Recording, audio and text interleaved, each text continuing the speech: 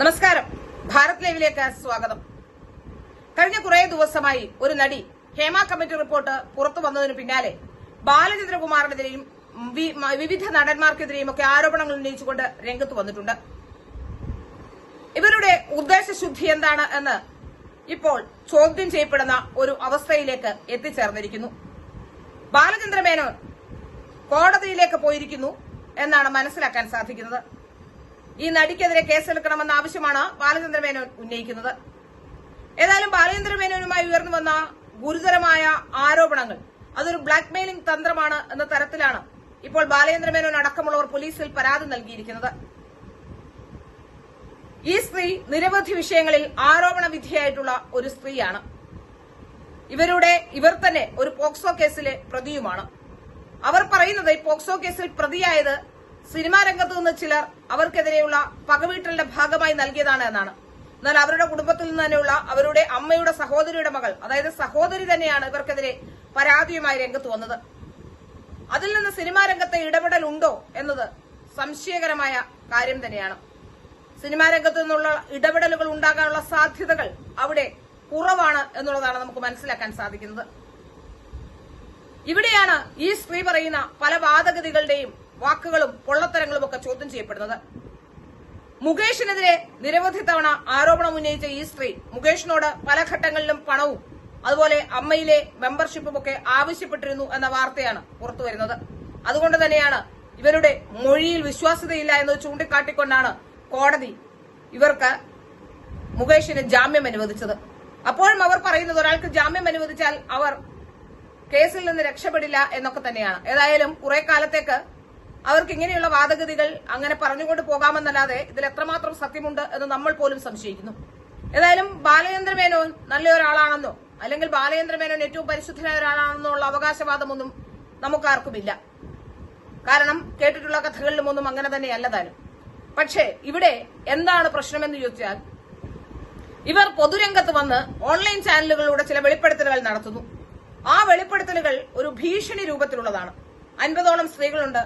നിരവധി സ്ഥലങ്ങളിലെ സ്ത്രീകൾ ഒരുമിച്ച് ചേർന്നുകൊണ്ട്, പല സംസ്ഥാനങ്ങളിൽ നിന്നും വന്നിട്ടുള്ള സ്ത്രീകൾ ഒരുമിച്ച് ചേർന്നുകൊണ്ട് ജൂനിയർ ആർട്ടിസ്റ്റുകളെല്ലാം കൂടി കേസ് കൊടുക്കാൻ തയ്യാറാകുന്നു.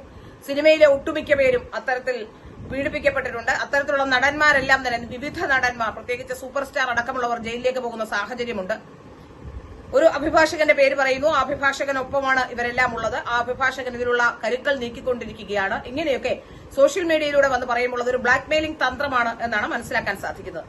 അവർക്ക് യഥാർത്ഥത്തിൽ ഈ വിഷയങ്ങൾ പുറത്തു കൊണ്ടുവരികയും സിനിമാ രംഗത്തെ പ്രശ്നങ്ങളെ മറികടക്കുകയുമായിരുന്നു ഇവരുടെ ഉദ്ദേശമെങ്കിൽ ഇവർ ചെയ്യേണ്ടിയിരുന്നത് പോലീസ് സ്റ്റേഷനിലോ കോടതിയിലേക്കോ അന്വേഷണ സംഘത്തിന്റെ മുന്നിലേക്കോ ഒക്കെ ഈ നടിമാരെ കൊണ്ടുവന്നുകൊണ്ട് ആ നടിമാർക്ക് സംഭവിച്ച ദുരന്തത്തിൽ അവർക്ക് നീതി വാങ്ങിക്കൊടുക്കേണ്ടതിന് പകരം ഇങ്ങനെ കുറെ പേരുണ്ട് എന്ന് നിരന്തരമായി വീമ്പിളക്കി നിരന്തരമായ വാദഗതികളിലൂടെ ഇവർ വന്ന് സോഷ്യൽ മീഡിയയിലും മറ്റും പറഞ്ഞുകൊണ്ട്, അവരുടെ സോഷ്യൽ മീഡിയ ഹാൻഡിലുകളിലും ഒക്കെ പറഞ്ഞുകൊണ്ട് അവർ ഒരു ഭീഷണിക്ക് അല്ലെങ്കിൽ അവർക്ക് എന്തെങ്കിലും നേടിയെടുക്കാനുള്ള ഒരു സമ്മർദ്ദ തന്ത്രത്തിന്റെ ഭാഗമായി വരുന്നതാണോ എന്ന സംശയം സ്വാഭാവികമായി നമുക്ക് ഇവർക്കും ഉണ്ടാകും. അതുമാത്രമല്ല, ഇവർ ചെയ്ത ഏറ്റവും വൃത്തികെട്ട ഒരു കാര്യം അല്ലെങ്കിൽ ഏറ്റവും നിയമത്തിന് വിരുദ്ധമായ ഒരു കാര്യം, ഇവർ ഒരു പോക്സോ കേസ് പ്രതിയാണ്. ആ പോക്സോ കേസുമായി ബന്ധപ്പെട്ട് അവരുടെ അമ്മയുടെ അനിയത്തിയുടെ മകൾ തന്നെ വന്ന ഒരു ആരോപണം ഉന്നയിക്കുമ്പോൾ അവരുടെ ഐഡന്റിറ്റി അടക്കം അവരുടെ ചിത്രമടക്കം പുറത്തു കാണിച്ചുകൊണ്ട് അടുത്ത ദിവസം തന്നെ ആ ഇരയുടെ പേര് വെളിപ്പെടുത്തിക്കൊണ്ട് ഇരയുമായി ബന്ധപ്പെട്ടിട്ടുള്ള ഒരു നിലയ്ക്കും ശരിയല്ലാത്ത കാര്യങ്ങൾ പറഞ്ഞുകൊണ്ട് ഇരയെ ആക്ഷേപിക്കാൻ ഇവർ ശ്രമം നടത്തിയിട്ടുണ്ട്. യഥാർത്ഥത്തിൽ നീതിന്യായ വ്യവസ്ഥയെ അംഗീകരിക്കുന്ന ഒരാളാണെങ്കിൽ അവർ അത്തരത്തിൽ ഒരു തരത്തിലും ഒരു ഫേസ്ബുക്ക് പോസ്റ്റ് ഇടുകയോ ഒന്നും തന്നെ ചെയ്യില്ല. ഏതായാലും ഈ പോക്സോ കേസിൽ പ്രതിയായ ഒരു സ്ത്രീ ഇങ്ങനെ വന്നിരുന്ന് നിരന്തരം നിയമവ്യവസ്ഥയെ വെല്ലുവിളിക്കുന്ന രീതിയിൽ സംസാരിക്കുന്നതും നിരവധി പേർക്കെതിരെ ആരോപണങ്ങൾ ഉന്നയിക്കുന്നതും ഒക്കെ ഇപ്പോൾ ചർച്ച ചെയ്യപ്പെടുകയാണ്.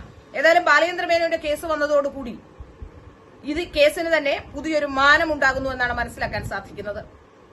ഈ സ്ത്രീയുടെ സമ്മർദ്ദ തന്ത്രത്തിൽ ഇങ്ങനെ ചില സ്ത്രീകളെങ്കിലും വന്ന് പറയാൻ കാരണക്കാരായി മാറുന്നതുകൊണ്ട് യഥാർത്ഥത്തിലുള്ള ഏതെങ്കിലും ഇരകളുണ്ടെങ്കിൽ ആ ഇരകൾക്ക് നീതി ലഭിക്കാതെ പോകുന്ന സാഹചര്യം പോലും ഉണ്ടാകുമെന്നുള്ള കാര്യത്തിൽ യാതൊരു സംശയവുമില്ല. അതുകൊണ്ട് ഏറ്റവും ശ്രദ്ധിക്കേണ്ട ഒരു കാര്യം തന്നെയാണ് ഈ സ്ത്രീയുമായി ബന്ധപ്പെട്ട് ഇവർ ഉന്നയിക്കുന്ന ആരോപണങ്ങൾ. ഇവർ ഉന്നയിച്ച ആരോപണങ്ങൾ മുകേഷിനെ കുറിച്ച് ഉന്നയിച്ചപ്പോൾ തന്നെ അവർ നിഷേധിച്ച എല്ലാ ആരോപണങ്ങളും മുകേഷ് പറഞ്ഞപ്പോൾ തന്നെ നമ്മൾ പോലും മുകേഷിനെ സംശയിച്ചിരുന്നുവെങ്കിലും മുകേഷ് പറഞ്ഞതാണ് ശരിയെന്ന് ഒരു ഘട്ടത്തിൽ മനസ്സിലാക്കാനും സാധിച്ചു. അതുകൊണ്ട് തന്നെയാണ് ഈ സ്ത്രീയുടെ വിശ്വാസ്യത ചോദ്യം ചെയ്യപ്പെടുന്നത്, ഇവരുടെ ഇപ്പോഴത്തെ നീക്കങ്ങളും ചോദ്യം ചെയ്യപ്പെടുന്നതും.